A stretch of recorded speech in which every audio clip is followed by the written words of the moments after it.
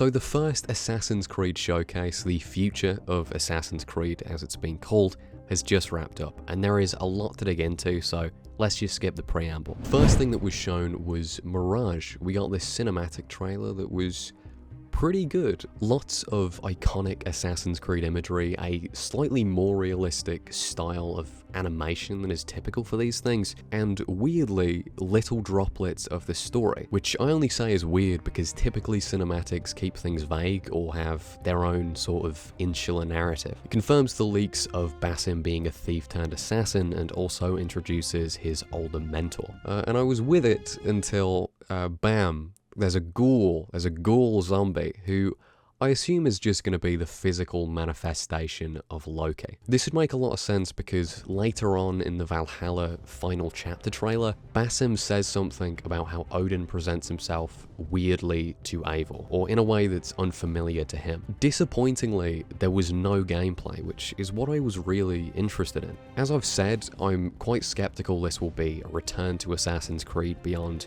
just a cynical use of its aesthetic, and gameplay would have reassured or heightened a lot of those doubts. Instead, I don't really have a lot to say because Ubisoft didn't have anything to show, at least beyond some admittedly quite good marketing, which I have to remind you is being employed by a company that is now infamous for deceitful marketing. Things did look up though when they had Sarah Boyo on, who is the lead writer of Mirage. She did mention that there would be improvements to stealth and parkour, and it's just a shame there was nothing to really back that up. With Mirage being built from the foundation of a Valhalla DLC, I'm doubtful, and its smaller size doesn't really help. If there is going to be improvements, I'd expect them to be akin to the kind of game-to-game change we used to see. I'm talking about changes like Revelations adding the hookblade, or AC2 adding factions, as opposed to a Black Flag Unity style of jump, which I'm worried that a lot of fans are expecting. Recording this just now, I checked out Ubisoft's store to have a look at Mirage's editions, which have been released for pre-order, and the pricing all but confirms that this is indeed a smaller game. The rumoured length has been 20 hours, and this price point of £45 or $50 would correspond to that, and that's fantastic. Every Assassin's Creed game for the last half-decade has been not just a little bit too lengthy, but stretched out to the point of detriment. To narrative, to skill ceiling, which you kind of hit your head on very early on, to enjoyment of a repetitive, thinly veiled gameplay loop. There is so much holistic benefit to this game being shorter, and that does actually make me somewhat optimistic. Sarah Boyo is, to my knowledge, completely new to Ubisoft and to Assassin's Creed, at least as a writer, and so I'm very interested in what she's going to bring to the table. Story is what I'm the most optimistic about here, at least as of now. There is so much potential in this rather unexplored phase between the sort of idealism of the Hidden Ones and then the dogmatism of the Brotherhood in AC1. This could really speak to a lot of Altair's codex pages and musings about why all of that stuff, these empty symbols, these parlor tricks he calls them, why all of that is so bad. My mind's kind of racing with all of the things this game could do given its location and time, so I think I'll just make that a separate video. Story is my real make or break for this game, and I'm optimistic that Sarah can pull it off. Its length also isn't as conducive with microtransactions as a game like Valhalla or Odyssey is. That is why those games are as long as they are. And although I'm certain they'll be there in some capacity, they shouldn't be as all-reaching and as intrusive as they have been recently. Next we have the last chapter of Valhalla, which is free, and after the all-timer scumbag ripoff that was Dawn of Ragnarok, that's neat, and I do kinda look forward to it. There's a few conspicuously placed Animus anomalies in there, and those alone are enough to rope me back in. Not a ton has been revealed. Alfred is in there, Odin plays a part, and it does seem as if this is from the perspective of Basim in the modern day, so this really should be the final chapter, and we should hopefully find out why Eivor is buried in, New England. Then you have the announcement of the China mobile game, and the red flags were set off immediately when I saw this. It's another game set before the creation of the Hidden Ones, and yet the protagonist is donned in a white robe with a red sash. But, it's miles out yet, and this trailer served mainly as a confirmation. Also, it is a mobile game, so weird lore stuff doesn't bother me massively. And it is more of an indictment of Origins that seeing an assassin that succeeded Iltani in assassin-esque robes is even a weird thing. But yeah, this was mainly just a confirmation with no real substance to it, as most of these announcements are. They may as well have just dropped a link to a Tom Henderson, Jason Schreier tweet and played their Ezio's Family dubstep version on repeat. As much as I believe in many of the creatives at Ubisoft, especially on a project such as Hexe, which we will get to, I can't help but see a conveyor belt of content. It just feels kind of cynical, as if I'm watching the Disneyfication of my favourite franchise in real time. I think Mirage shows a lot of potential. Hexe, which again we'll get to, that shows a lot of potential, and I do see the creatives talk about these games really passionately, and that's great of course, but it's hard not to see Ubisoft as a corporation as an imposition to so many of these things that make these games promising. For example, this promise of appealing to old fans is antithetical to Ubisoft's very lucrative habit of casting the widest net possible, which more often than not results in said old fans slipping through the cracks.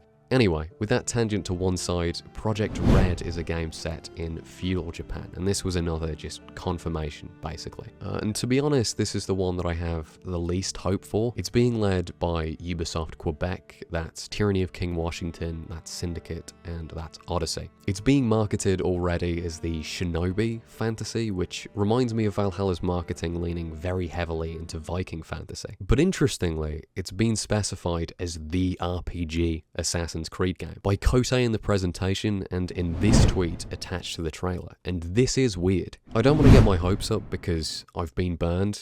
More than that, I've been hung, drawn, quartered, and fucking sauteed by this franchise, but if this is the RPG Assassin's Creed, what does that make everything else? As much as I really want to take this morsel and believe that Quebec will create a containment zone for RPG stuff, basically keeping fans of the newer games happy with more Odyssey type stuff, and that we get some kind of compromise, the RPG games have made them a ton of money, in very large part because RPGs are conducive with length, which is conducive with selling microtransactions. I really don't know. This is all fresh by literally minutes, but it's a long shot, but I would hope that's the case. I don't know. Next we got Hexe, and this is talking to me, man, with very sweet, affectionate tones. This game is headed by Ubisoft Montreal. Darby McDevitt, narrative director of AC Valhalla, lead scriptwriter for Black Flag and Revelations, also wrote for Bloodlines, which for its limitations has some excellent stuff. He did Embers too. He left Ubisoft last year for about 6 months. He worked on The Quiet Place and then came back for Hexe, or he came back and is writing Hexe, which bodes fantastically. Clint Hocking is the creative director for this one, which also bodes well. He was the creative director for Far Cry 2 and I think Watch Dogs Legion. It's set in the Holy Roman Empire during the witch trials. That location is of course very broad. We don't know exactly where it's set or if it's a one city type of game, but you have a really rich history there and so much potential when it comes to AC lore. Any kind of sorcery, mass hysteria, commotion corresponds really well with the staples of this series. This is perfect. I'd bet that this game is going to take that rich history and combine it with Assassin's Creed's history in a really interesting way. After all, this is Darby's bread and butter, pretty much. And so I think I'm on board. They've got their hooks in me again.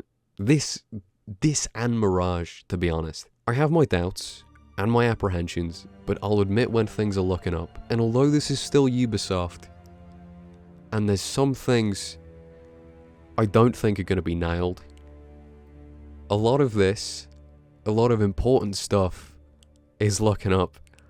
I'm being very mindful of my words because, like I said, I've been burnt, but yeah, I am quite looking forward to Hexe. So next we had the confirmation that Infinity, more than anything, is a hosting platform, effectively, and will be what every Assassin's Creed game, even the mobile games, are going to be released on post-Mirage. And if it is just a host, then that's fine. It's probably good, even, but I have my doubts that this won't be used rather insidiously in terms of monetization. But that's way out yet, and there's nothing to really speculate on besides Ubisoft's, track record. There was talk of multiplayer Assassin's Creed experiences, just talk, really.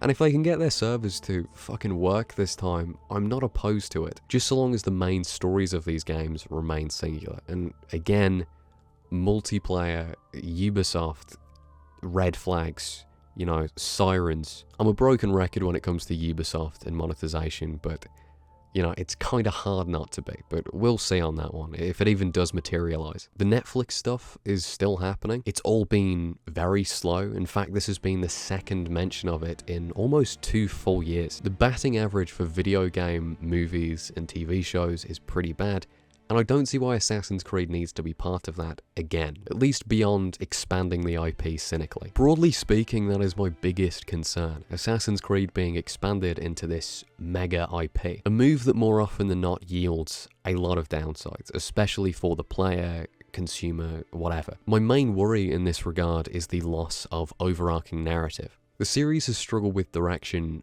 a lot over the last decade. Ever since we started working 9 to 5 shifts in the fucking tech sector, people have been calling for the return of Desmond, which I think a lot of the time was less about him and more about the direction and purpose that he provided. When Valhalla's ending tied a decade of this series' lore together, people were thrilled, and I would really hope and doubt that Ubisoft saw that and decided to keep a protagonist and an overarching story and a sense of purpose going from game to game, because this showcase looked like a bunch of disparate games with no real through line. And without that through line, you don't have a series, you don't have a cohesive story, you have an intellectual property. You have contents A through D that, even if they are good, are just meant to hold you over until contents E through H. You get my very poorly worded point here. We need something, a protagonist, a threat, an event that ties these games together. We need something to give each of these games a place in this series, beyond them just being a foundation for this year's microtransaction revenue.